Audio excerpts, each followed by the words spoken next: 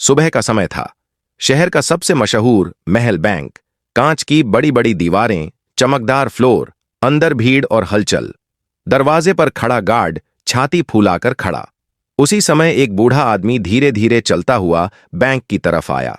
उसका नाम था धर्मपाल। धोती कुर्ता, घिसी चप्पल, हाथ में पुराना सा थैला। चलते चलते दरवाजे तक पहुंचा। गार्ड ने उसे ऊपर से नीचे तक देखा, आंखों में तिरस्कार। कहां घुस रहे हो चाचा? भीख का फॉर्म जमा करवाना है क्या? धर्मपाल रुके, कांपती आवाज में बोले, बेटा, मेरे खाते से पैसे निकालने थे। गार्ड हंस पड़ा। कितने? 100-200? अंदर बैठे कुछ लोग मुड़कर देखने लगे। धर्मपाल ने धीरे से कहा, थोड़े ज्यादा, काम है बड़ा। गार्ड ने बड़बड़ाया, अंदर जाओ, लेकिन शांत रहना, ड्रामा मत करना। धर्मपाल धीरे धीरे अंदर गए। जैसे ही काउंटर के पास पहुंचे, लोगों ने घूर कर देखा। किसी ने फुसफुसाकर कहा, लगता है पेंशन का झंझट ले आया। काउंटर पर बैठी लड़की सोनाली, घमंड चेहरे पर साफ। धर्मपाल ने नम्रता से कहा, बेटी, पैसे निकालने थे। सोनाली ने चश्मा नीचे खिसकाकर देखा। कितने? धर्मपाल ने थैला खोलकर चेक बढ़ाया।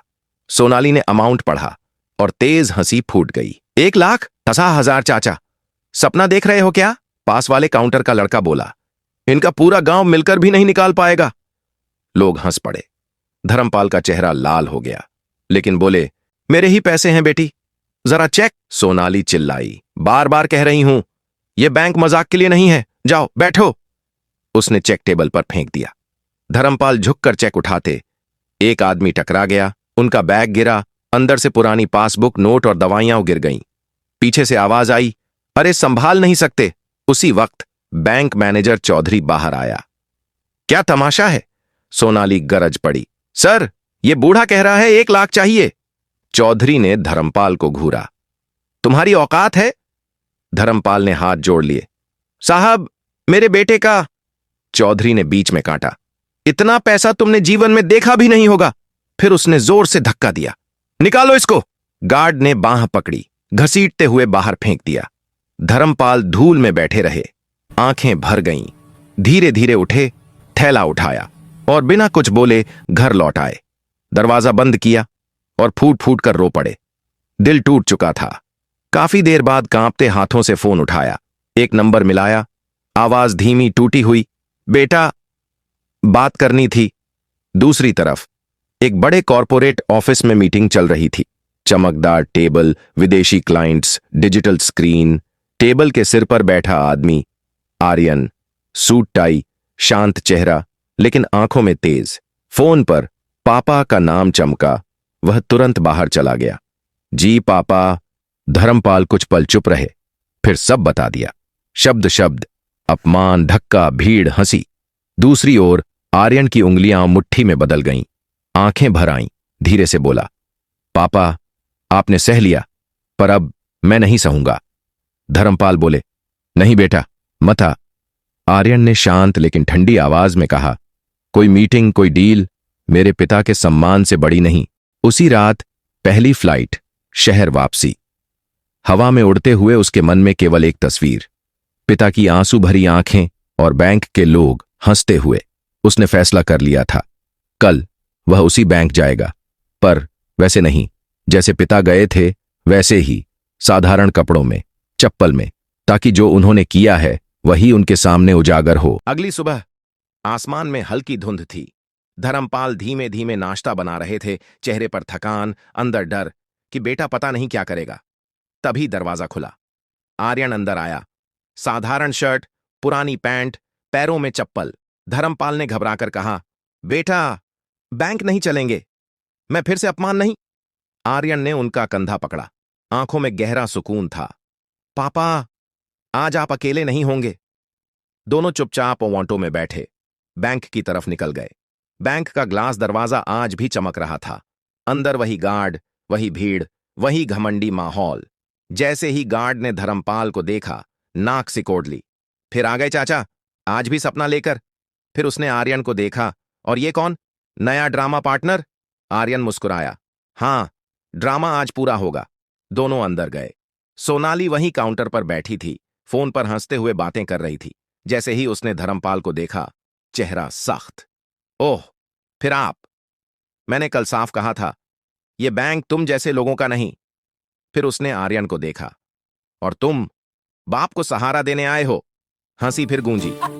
आर्यन शांत आवाज में बोला, हम पैसे निकालने आए हैं। ये चेक प्रोसेस कर दीजिए।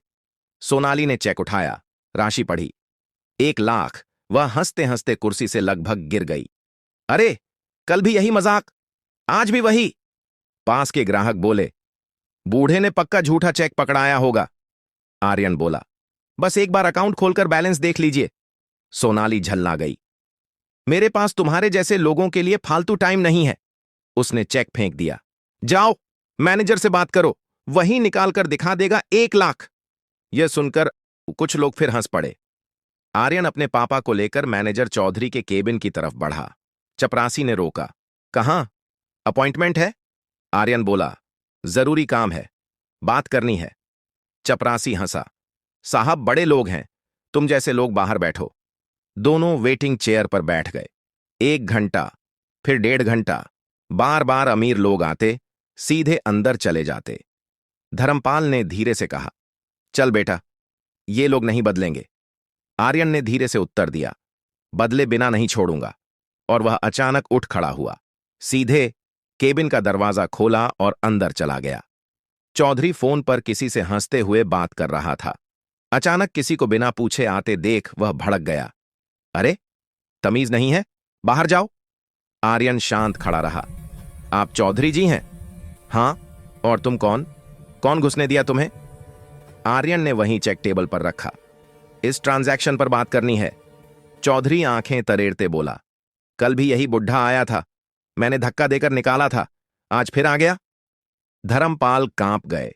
उनके अंदर का दर्द फिर से बाहर आने लगा। चौधरी ने चेक उठाए बिना कहा, जब अकाउंट में पैसे ही नहीं तो ट्रांजैक्शन किस चीज का? फिर वही शब्द, औकात। तुम दोनों की औकात 50,000 देखने की भी नहीं। आर्यन की आंखों में अब शांति नहीं, एक गहरी आग थी। उसने धीरे से कहा, आपको लगता है इन्हें पैसे देखने की औकात नहीं? चौधरी बोला, बिल्कुल। आर्यन मुस्कुराया, ठीक है, अब औकात देखते हैं। उसने मोबाइल निकाला, एक कॉल मिलाया। हां विवान, अंदर आ जाओ। 3 सेकंड में दरवाजे खुलते हैं। अंदर सूट पहने 4 बड़े अधिकारी, 2 लीगल टीम के लोग और एक रीजनल हेड लेवल का अधिकारी। पूरा बैंक उधर देखने लगता है। चौधरी के चेहरे का रंग उड़ गया। ये कौन लोग हैं? आर्यन कुर्सी पर बैठ गया, एकदम अधिकार के साथ। बैठिए, आज मीटिंग यहीं होगी। उसकी आवाज धीमी लेकिन आदेश भरी। फिर बोला, मेरा नाम आर्यन धर्मपाल सिंह। सब चुप। रीजनल अधिकारी आगे आए और बोले, ये वही व्यक्ति हैं जिन्होंने पिछले महीने इस बैंक की बड़ी हिस्सेदारी खरीदी है।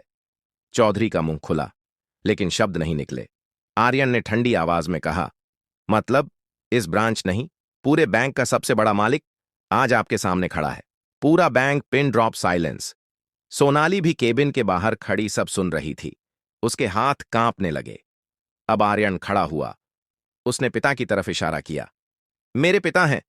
कल आपने जो धक्का दिया था वह एक ग्राहक को नहीं, इस बैंक के मालिक के पिता को दिया था।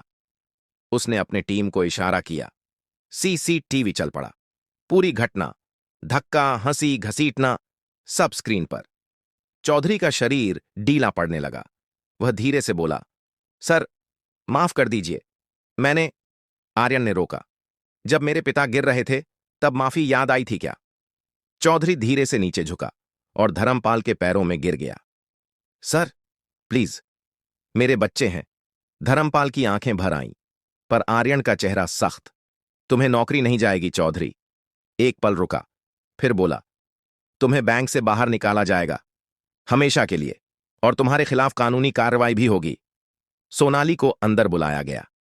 उसकी आंखें आंसुओं से भरी। आर्यन बोला, चेहरे देखकर औकात बताती हो, है ना? आज बताओ, मेरे पिता का चेहरा तुम्हें कैसा दिख रहा है? तुम टर्मिनेट हो, और बैंक में ग्राहक अपमान विरोधी नीति आज से लागू। वह पूरे स्टाफ की तरफ मुड़ा। आज से इस बैंक में इंसानियत सबसे ऊपर होगी। जो भी गरीब को अपमानित करेगा उसके लिए यहां जगह नहीं। आवाज नरम हुई, पापा, अब यह बैंक आपका है, मैंने इसे आपके सम्मान के लिए खरीदा है। और जब दोनों बाहर निकले, पूरा बैंक स्टाफ खड़ा होकर सिर झुकाए खड़ा था। आज धर्मपाल के आंसू अपमान के नहीं, गर्व के थे।